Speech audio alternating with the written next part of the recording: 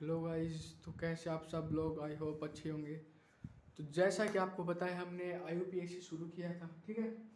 तो IUPAC हमने शुरू किया था। IUPAC में हम कहाँ तक पहुँच चुके? देखिए, हमने ये शुरू किया था क्या कि एक होता है आपके सामने एक रूल हमने शुरू किया था 2 डिग्री प्रीफिक्स, फिर आता है 1 डिग्री प्रीफिक्स, फिर आता है आपका वर्ड रूट, फिर आता है 1 डिग्री सफिक्स और 2 डिग्री सफिक्स। सही बात है, एकदम सही बात है। तो ध्यान से देखना, ठीक है। जैसा कि आपको पता है कि 2 डिग्री प्रीफिक्स जो है हम कर चुके हैं, ठीक है। 2 डिग्री प्रीफिक्स हम कर चुके हैं। तो आज अपन बात करना है 1 डिग्री प्रीफिक्स पे, वर्ड रूट पे, सफिक्स पे और 2 डिग्री सफिक्स पे, ठीक है। देखिए, तो शुरू करते हैं। 1 डिग्री प्रीफिक्स क्या होता है, ध्यान से देखना। मैं इधर इधर देखिए, ध्यान से इधर देखिए। अगर मैं बात करूं किसकी, भाई 1 डिग्री प्रीफिक्स, कोई मुझे बताओ क्या होता है। जैसे मैंने आपको ऊपर से तो बताया था क्या होता है, बताइए क्या होता है। नेचर ऑफ स्ट्रक्चर के बारे में आपको बताता है। नेचर ऑफ स्ट्रक्चर के बारे में इंडिकेट करता है। क्या करता है? Indicate about the nature of the structure, या फिर tells about the nature of the structure. Tells about the nature of the structure. सही बात है, एकदम सही बात है। तो देखिए अब कैसे बताते हैं। मान लीजिए क्या कि आपका कंपाउंड साइक्लिक है। क्या है? आपका कंपाउंड साइक्लिक है, तो उसके लिए जो आप 1 डिग्री प्रीफिक्स यूज करोगे, क्या बोला मैंने? अगर आपका कंपाउंड साइक्लिक है तो जो 1 डिग्री प्रीफिक्स आप यूज करोगे वो होगा साइक्लो। क्या होगा? साइक्लो। और साइक्लिक भी कौन सा होना चाहिए? कार्बोसाइक्लिक। आप पढ़े लिखे हो इसलिए आपके सामने मैं ऐसी बातें कर सकता हूँ, ठीक है। कार्बोसाइक्लिक क्या होता है? ऐसा स्ट्रक्चर जो सिर्फ कार्बन एटम से मिलकर बना हो। Structure made by only carbon atom. Structure made by only carbon atom, जिसमें कार्बन के अलावा कोई एटम ना हो, उसको हम बोलते हैं कार्बोसाइक्लिक। अगर कार्बोसाइक्लिक है आपके सामने तो उसका जो आप प्रीफिक्स यूज करोगे वो होगा साइक्लो, ठीक है। अब देखिए, अगर आपको ऐसा दे दूं तो बताइए मुझे, क्या इसके लिए आप साइक्लो यूज करोगे? बताइए। ये क्या है? अरे ये है एनहाइड्राइड, और एनहाइड्राइड में आ चुका है ऑक्सीजन, तो इसके लिए आप साइक्लो यूज नहीं कर सकते। तो इसका मतलब ये है कि ये कार्बोसाइक्लिक नहीं है। क्या नहीं है? ये कार्बोसाइक्लिक नहीं है, ठीक है। एक बार फिर से सुनो। अगर कोई स्ट्रक्चर साइक्लिक है तो साइक्लिक तो है, मतलब क्या है? साइक्लिक का रिंग है। रिंग वो ऐसी होनी चाहिए जिसमें सिर्फ और सिर्फ कार्बन के एटम हो। क्या बोला मैंने? रिंग ऐसी होनी चाहिए जिसमें सिर्फ और सिर्फ कार्बन के एटम होंगे। अगर सिर्फ कार्बन के एटम है तो आप 1 डिग्री प्रीफिक्स जो है वो साइक्लो यूज कर सकते हो, ठीक है भाई। आगे देखिए, अगर साइक्लिक की जगह आ जाए बाईसाइक्लो, बाईसाइक्लो में 1 डिग्री प्रीफिक्स आप यूज में लोगे सिर्फ और सिर्फ बाईसाइक्लो। अगर बाईसाइक्लो की जगह स्पाइरो भी आ जाए तो स्पाइरो भी आप यूज में लोगे as 1 degree prefix spiro. Spiro भी आप यूज में लोगे, ठीक है। देखिए, बाईसाइक्लो क्या होता है? बाईसाइक्लिक कर लो इसको, बाईसाइक्लिक, ठीक है। अगर बाईसाइक्लिक आता है तो इसका मतलब बाईसाइक्लिक देखो ऐसा होता है भाई। कैसा? ऐसा ऐसा ऐसा ऐसा होता है आपके सामने। क्या? बाईसाइक्लिक। बाईसाइक्लिक मतलब दो एटम किसी में अगर कॉमन है तो इसको हम बोलते हैं बाईसाइक्लो कंपाउंड। क्या बोलते हैं? Bicyclo compound. At least 2 atoms are common. At least 2 atoms are common. अगर ऐसा होता है तो उसको हम बोलते हैं बाईसाइक्लिक, ठीक है। क्या बोलते हैं? बाईसाइक्लिक। अब देखिए, अगर मैं स्पाइरो की बात करूं, at least 1 atom is common. At least 1 atom is common. At least 1 atom is common. तो इसमें कैसा होता है? इसमें ऐसा होता है, इसको हम बोलते हैं स्पाइरो कंपाउंड्स। ये एटम कॉमन है। अरे बताओ, ये एटम क्या है? ये एटम कॉमन है, तो इसको हम बोलते हैं स्पाइरो कंपाउंड। क्या बोलते हैं? स्पाइरो। समझ आया? ये है आपके सामने 1 डिग्री प्रीफिक्स है भाई। जरा देखिए ध्यान से। 1 डिग्री प्रीफिक्स है क्या है? नेचर ऑफ स्ट्रक्चर के बारे में बताता, मतलब indicate the nature of the structure, या फिर tells about the nature of the structure. अगर साइक्लिक है तो 1 डिग्री प्रीफिक्स साइक्लो यूज होगा। अगर बाईसाइक्लिक है तो 1 डिग्री प्रीफिक्स बाईसाइक्लिक यूज होगा, अगर स्पाइरो है तो 1 डिग्री प्रीफिक्स जो है वो स्पाइरो यूज होगा। अगर आपका स्ट्रक्चर एसाइक्लिक है, कैसा है, अगर आपका स्ट्रक्चर एसाइक्लिक है मतलब रिंग नहीं है, क्या बोला मैंने, अगर आपका स्ट्रक्चर एसाइक्लिक है मतलब रिंग नहीं है उसके अंदर, तो आप 1 डिग्री प्रीफिक्स का यूज नहीं करोगे। क्या बोला मैंने, 1 डिग्री प्रीफिक्स का आप यूज नहीं करोगे। छापो इसको जल्दी से, फिर हम बढ़ते हैं वर्ड रूट की तरफ। जल्दी छापो भाई, जल्दी जल्दी। तो वर्ड रूट छाप दिया। आइए फिर देखिए वर्ड रूट से क्या समझते हो। वर्ड रूट सभी को पता है भाई। वर्ड रूट जैसे अगर एक कार्बन है तो आप यूज करते हो मैथ, 2 कार्बन के लिए एथ, 3 के लिए प्रो, बस वही है, कुछ नहीं है। तो आइए फिर देखिए वर्ड रूट से क्या समझते हो आप। वर्ड रूट अगर मैं आपको बताऊं, क्या बताऊं कि वर्ड रूट क्या होता है आपके सामने। वर्ड रूट ध्यान से देखना, tells about the number of carbon atoms, tells about the number of carbon atoms. Carbon atom किसी कंपाउंड में कितने हैं उसके बारे में बताता है। मान लीजिए एक कार्बन है, तो एक कार्बन के लिए आप यूज करते हो मैथ, सही बात है, सभी को पता होता है भाई।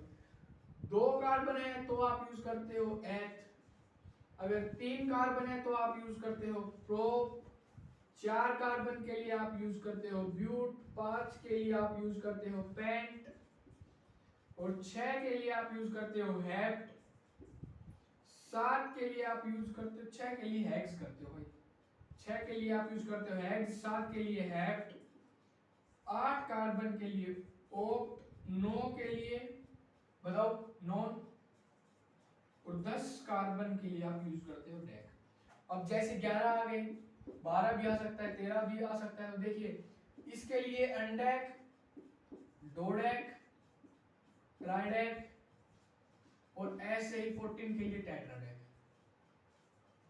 बस इतना बहुत है, इतने ही आपसे पूछे जाते हैं, इससे आगे आपसे नहीं पूछे जाते।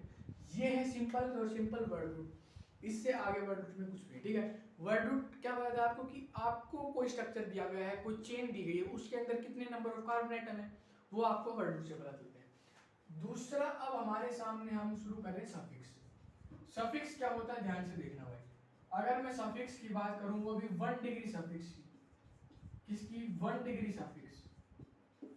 ये क्या बताता है आपको, टेल्स अस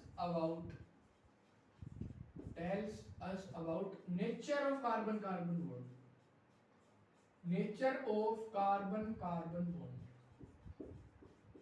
मतलब 2 कार्बन कार्बन एटम है उनके बीच में कैसा बॉन्ड है। नेचर ऑफ कार्बन कार्बन मतलब 2 कार्बन के बीच में जो बॉन्ड है उसके नेचर को आप 1 डिग्री सफिक्स से पता चलते हैं, ठीक है। मान लीजिए क्या कि 2 कार्बन एटम के बीच में सिंगल बॉन्ड है, क्या बोला मैंने, 2 कार्बन एटम के बीच में अगर सिंगल बॉन्ड है तो जो आपका 1 डिग्री सफिक्स आप यूज करते हो वो आप यूज करते हो एन। क्या यूज करते हो, एन। 1 डिग्री सफिक्स जब कार्बन कार्बन के बीच में सिंगल बॉन्ड है तो आप एन यूज करोगे, अगर कार्बन कार्बन के बीच में डबल बॉन्ड है तो आप इन यूज करोगे, और कार्बन ट्रिपल बॉन्ड कार्बन है तो आप आइन यूज करोगे। समझ आया क्या, अगर 2 कार्बन एटम है और दोनों के बीच में सिर्फ और सिर्फ सिंगल बॉन्ड है तो आप यूज करोगे इन। 2 कार्बन एटम है अगर डबल बॉन्ड है तो आप यूज करोगे इन, और 2 कार्बन एटम के बीच में अगर ट्रिपल बॉन्ड है तो आप यूज करोगे क्या, आइन। तो अब इसमें क्या है देखिए, एक बॉन्ड तो सिग्मा है, एक सिग्मा है 2 पाई है, यहाँ पर एक सिग्मा है और 2 पाई है, यहाँ एक सिग्मा 1 पाई, ठीक है। अब देखिए ये तो हो गया आपका सिंपल एन इन और आइन, ठीक है। अब एक बात आप बताइए मुझे, मान लो क्या कि 2 आ जाए, क्या एक बार देखिए 2 कार्बन डबल बॉन्ड कार्बन आ गए, अगर 2 एक ही रिंग के अंदर है, चेन के अंदर 2 डबल बॉन्ड आ गए कार्बन कार्बन के, तो आप यूज करोगे डाई इन। क्या यूज करोगे, डाई इन, ठीक है। अगर मान लीजिए 3 आ जाते हैं तो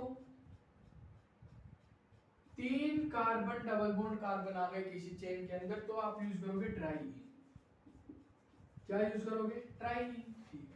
अब एक के लिए आपको पता है क्या यूज करोगे, आइन। अगर मान लो कि 2 आ गए कार्बन ट्रिपल बॉन्ड कार्बन तो आप यूज करोगे डाई आइन। क्या यूज करोगे, डाई आइन। अगर 3 आ चुके हैं तो आपको यूज में लेना है ट्राई आइन, ये है, ठीक है। अब अगर आपको नंबर ऑफ कार्बन पता है कि इसके सामने कितना है, तो आप इजिली वर्ड रूट की मदद से लिख सकते हो कि कितने कार्बन है इसके पास और कितने नहीं है। सही बात है। तो वो मैं आपको बताता हूँ कि आपको कैसे लिखना है। जल्दी से छापो इसको, फिर आगे बढ़ते हैं। देखिए छाप दिया होगा भाई अब तक, तो आइए फिर देखिए 1 डिग्री सफिक्स हम पढ़ रहे हैं, उसी को आगे बढ़ा रहे हैं। ध्यान से देखना भाई, ध्यान से देखिए। तो 1 डिग्री सफिक्स मेरे को ये बताता है, क्या बताता है? Nature of carbon, carbon bond. सही बात है, एकदम सही बात है। तो 1 डिग्री सफिक्स देखना ध्यान से। अगर कार्बन सिंगल बॉन्ड कार्बन है, तो अगर आपको नंबर ऑफ कार्बन पता है, मान लीजिए यहाँ 2 है, तो आप मीथेन यूज कर सकते हो। अगर मैं बताऊं कि आपको नहीं पता कि कितने कार्बन है इसमें रिंग के अंदर या फिर चेन के अंदर, तो आप यहाँ यूज करोगे एल्क। मतलब जहां आपको नंबर ऑफ कार्बन नहीं पता होता वहां आप यूज करते हो एल्क, और सिंगल बॉन्ड है तो आप यूज करोगे यहाँ पर एल्केन। ये है इसका। सही बात है, सही। अब देखिए कार्बन डबल बॉन्ड कार्बन, मान लो फिर से आपको नहीं पता कि कितने नंबर ऑफ कार्बन है, तो एल्क। और डबल बॉन्ड है, एक ही आ जाए चाहे डबल बॉन्ड, मान लो एक डबल बॉन्ड है और 3-4 सिंगल बॉन्ड है, तो सिर्फ आप डबल बॉन्ड को लिखोगे, सिंगल को नहीं लिखना है, ठीक है। तो ये बन जाएगा एल्कीन। अगर मान लो कि 2 आ गए कार्बन डबल बॉन्ड कार्बन, और मुझे ये नहीं पता कि कितने नंबर ऑफ कार्बन है टोटल, एक चेन के अंदर आ गए हैं 2, एक चेन के अंदर क्या आ गए? 2 डबल बॉन्ड आ गए हैं, और ये नहीं पता मुझे कितने नंबर ऑफ कार्बन है, तो आप यूज करोगे एल्काडाइइन। क्या यूज करोगे? एल्काडाइइन। ध्यान से क्या यूज करोगे? एल्काडाइइन। हाँ, मान लो 3 आ जाते हैं कार्बन डबल बॉन्ड कार्बन, तो आप यूज करोगे एल्का, तो यूज करोगे ये साथ में 3 आ गए तो ट्राइइन। समझ आया? बताओ, एक आ गया तो एल्कीन सिर्फ, हाँ नंबर ऑफ कार्बन आपको नहीं पता तो एल्क, और डबल बॉन्ड है इसके लिए इन। सही बात है, एकदम सही बात। बताओ सही है, एकदम सही बात। अब देखो अगर 2 आ गए डबल बॉन्ड किसी चेन के अंदर, क्या बोला मैंने? 2 आ गए डबल बॉन्ड किसी चेन के अंदर, और अगर आपको ये नहीं पता कि कितने नंबर ऑफ कार्बन है, तो अगर आपको कार्बन की नंबरिंग नहीं पता तो आप यूज करते हो एल्क, और 2 आ जाते हैं तो ए भी आपका ऐड हो जाता है, और उसको हम बोलते हैं एल्काडाइइन। क्या बोलते हैं? एल्काडाइइन। ये एडिशनल भी आपने ऐड किया है, ये आप आगे पढ़ोगे, ये मैं आपको यही बता रहा हूँ, क्या? एल्काडाइइन। अब यहाँ पर देखिए कार्बन डबल बॉन्ड कार्बन है, एक ही चेन के अंदर 3 बार आया है, तो अगर आपको ये पता है कि कितने नंबर ऑफ कार्बन है, मान लीजिए 4 या 5 मान लो, 3 बार आता है 6 मान लीजिए, ठीक है, तो हेक्साट्राइइन आप इसको बोल सकते हो।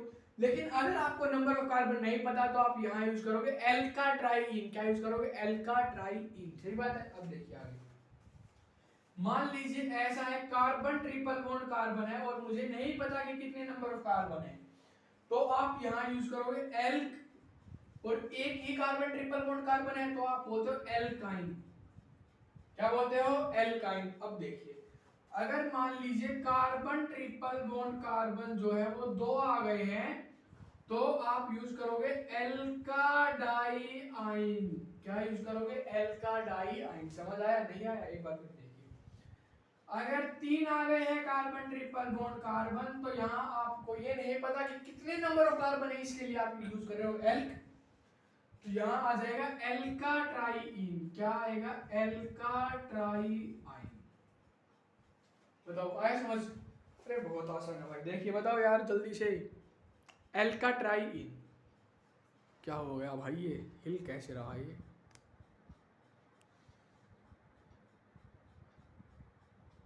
हाँ बताइए, देखिए फिर एल्काट्राइआइन। ध्यान से देखना भाई, जिसको समझ नहीं आया एक बार वो इधर आओ।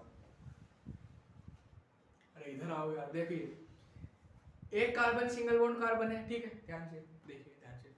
एक कार्बन सिंगल बॉन्ड कार्बन है, तो अगर आपको ये पता है कि कितने नंबर ऑफ कार्बन है, यार देखिए इधर आओ, इधर इधर इधर इधर इधर।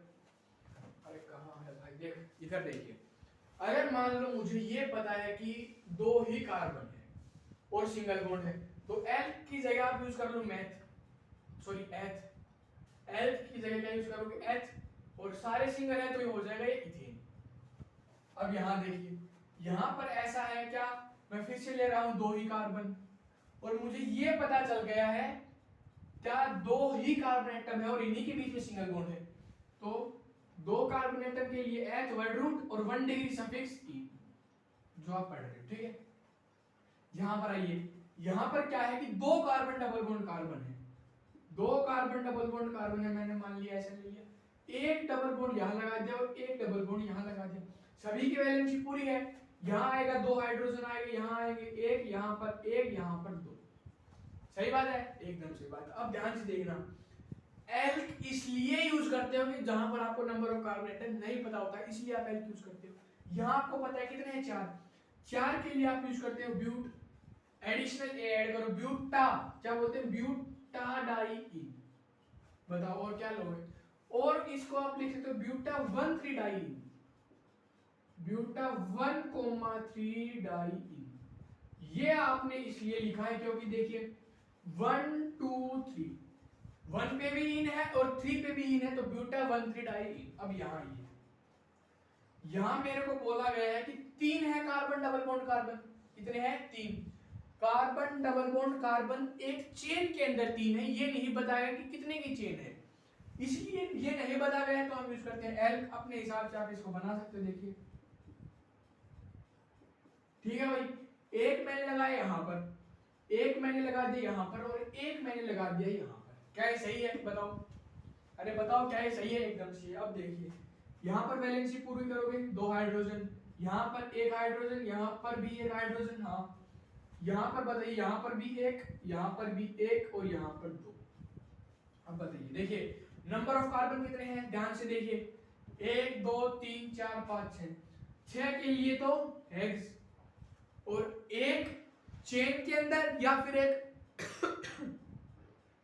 एक चेन के अंदर या फिर एक रिंग के अंदर, अगर एक या एक से ज्यादा, नहीं दो या दो से ज्यादा, क्या बोला मैंने, दो या दो से ज्यादा अगर आपकी इन आती है, मतलब एल्कीन आती है, दो या दो से ज्यादा डबल बॉन्ड आते हैं, तो आप ऑटोमेटिकली वहां पर एडिशनल ऑफ ए करते हो, मतलब एडिशन ऑफ ए करते हो, तो दो से ज्यादा है तो एक, दो तीन है तो हेक्सा हो जाएगा। अगर एक ही होता तो हम बोलते हैं हेक्सीन, क्या बोलते हैं, अगर एक ही होता तो बोलते हैं हेक्सीन, अगर दो या दो से ज्यादा है तो हम बोलते हैं हेक्साडाईन या फिर हेक्साट्राईन।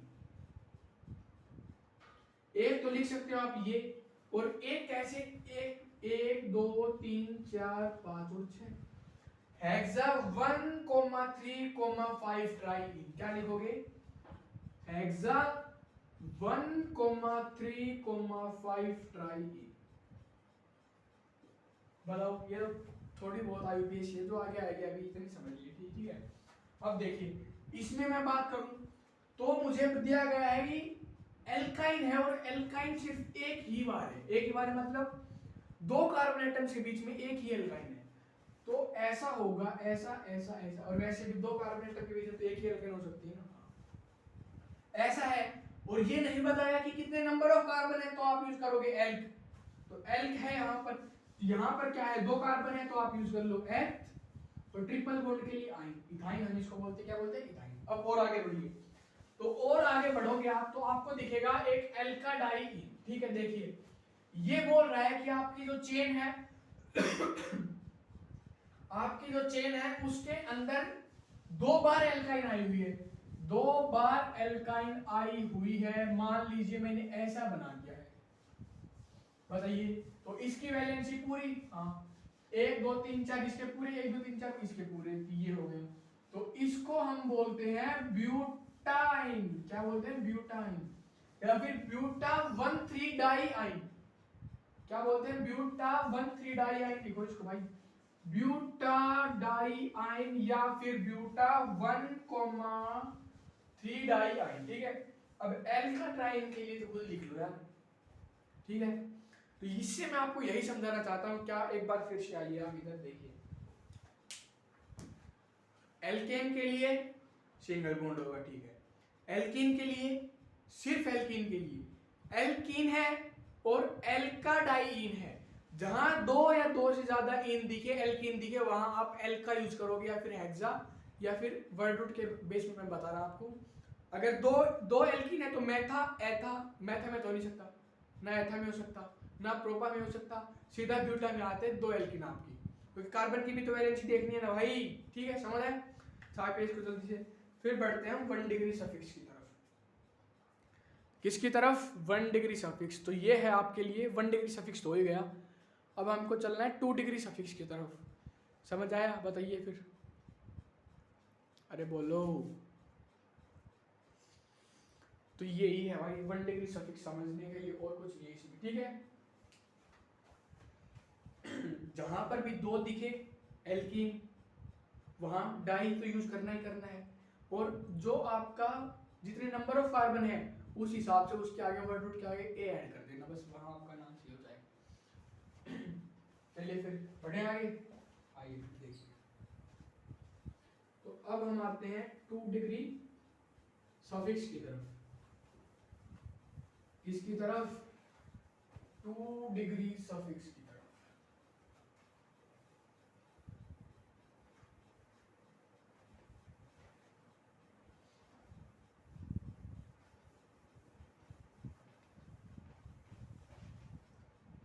देखिए भाई लोग इधर आइए। जैसे ही मैं बात करूं 2 डिग्री सफिक्स की, तो आपको ध्यान होगा, मैंने आपको एक बार पहले बताया कि 2 डिग्री सफिक्स को हम किसके लिए यूज करते हैं। तो जो आपका 2 डिग्री सफिक्स है वो होता है use for naming of principal functional group या फिर मेन फंक्शनल ग्रुप, ठीक है। Use for naming of principal functional groups, use for naming of principal functional group, principal functional group या फिर मेन फंक्शनल ग्रुप हम इसको बोलते हैं। क्या बोलते हैं? Main functional group. अब आपका क्वेश्चन ये होना चाहिए कि हमें पता कैसे चलेगा कि कौन सा प्रिंसिपल फंक्शनल ग्रुप है और कौन सा नहीं। सही बात है। तो देखिए इसके लिए आपको एक ऑर्डर है वो आपको फॉलो करना होता है, इसका कोई शॉर्टकट नहीं है, ये आपको फॉलो करना ही है, ठीक है। ऑर्डर की प्रायोरिटी है PFG priorities, principal functional group priorities, या फिर आप इसको ऑर्डर भी बोल सकते हैं। देखिए तो सबसे पहले आपके सामने आता है क्या? सबसे पहले आता है कार्बोक्सिलिक एसिड। क्या है? सबका है बेताब बादशाह कार्बोक्सिलिक एसिड।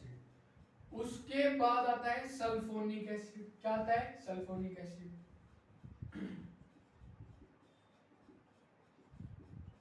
Sulphonic acid.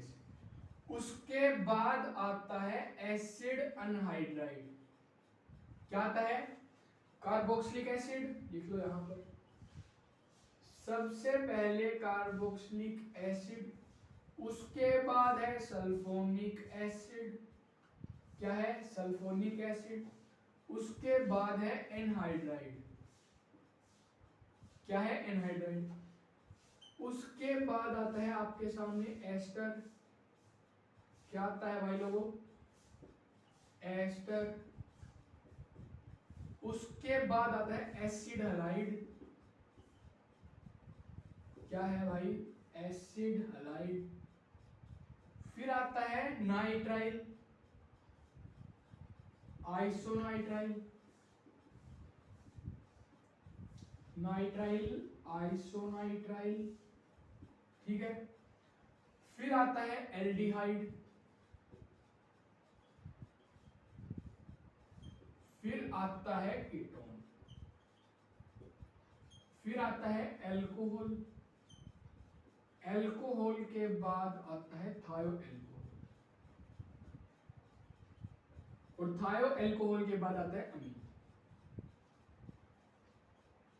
क्या आता है? अमीन। ये आपका ऑर्डर है प्रिंसिपल फंक्शनल ग्रुप का, ठीक है। इसी ऑर्डर में आपको फॉलो करना है, ठीक है।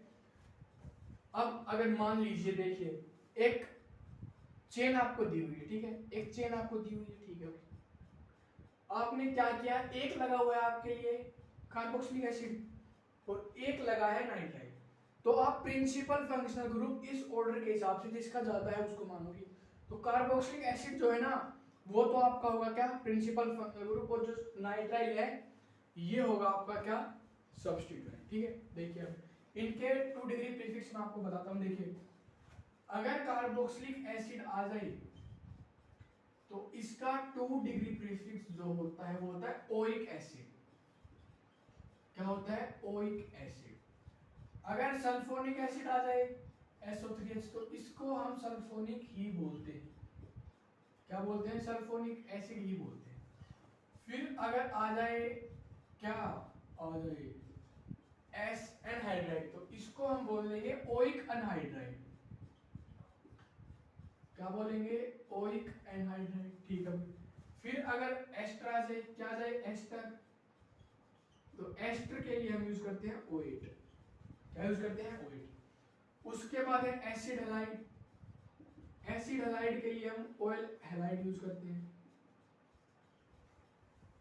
फिर आता है नाइट्राइल, तो नाइट्राइल के लिए आप नाइट्राइल यूज करोगे, और आइसोनाइट्राइल के लिए आप आइसोनाइट्राइल ही यूज करोगे। फिर एल्डिहाइड है, एल्डिहाइड, एल्डिहाइड के लिए यूज करोगे आप एल्डिहाइड के लिए क्या यूज करोगे, एल। फिर आता है कीटोन, कीटोन के लिए आप यूज करोगे ONE, वन नहीं ओन, ठीक है। फिर आता है आपके सामने एल्कोहल, एल्कोहल के लिए आपको यूज करना है ओल, थायो एल्कोहल की यूज करना है आपको थायोल। और अब बचा है आपका सिर्फ और सिर्फ अमीन, तो अमीन के लिए आपको यूज करना है अमीन। ये आपके कुछ 2 डिग्री क्या है, ये यहाँ पे कुछ 2 degree prefix, sorry 2 degree suffix जो आप प्रिंसिपल फंक्शनल ग्रुप की तरह यूज में लेते हैं, ठीक है। छापिए इनको, फिर आगे बढ़ते हैं। छाप दिए हो, बताओ, देखिए फिर अब मैं आपको कुछ ऐसी बातें बताता हूँ जो आपको सुनकर अच्छा लगेगा। देखिए फिर प्रिंसिपल फंक्शनल ग्रुप अगर आपको दिख जाए तो उसके लिए आप यूज करोगे 2 डिग्री सफिक्स, सही बात है ना। प्रिंसिपल फंक्शनल ग्रुप के लिए यूज करोगे 2 डिग्री सफिक्स। और वैसे जो है तो प्रिंसिपल फंक्शनल ग्रुप, लेकिन उससे ज्यादा प्रायोरिटी वाला आ गया तो जो कम प्रायोरिटी वाला है उसके लिए आप लिखोगे, बताइए क्या लिखोगे, 2 डिग्री प्रीफिक्स, मतलब वो आप उसको सब्स्टिट्यूएंट की तरह यूज करोगे। देखिए if two principal functional group is present, ध्यान से, if two principal functional group is present then one is used as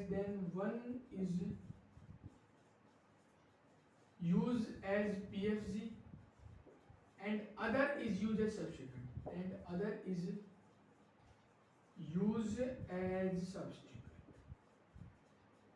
समझ आया, बस यही है प्रिंसिपल फंक्शनल ग्रुप और 2 डिग्री सफिक्स, बहुत आसान है, छापो इसको जल्दी से।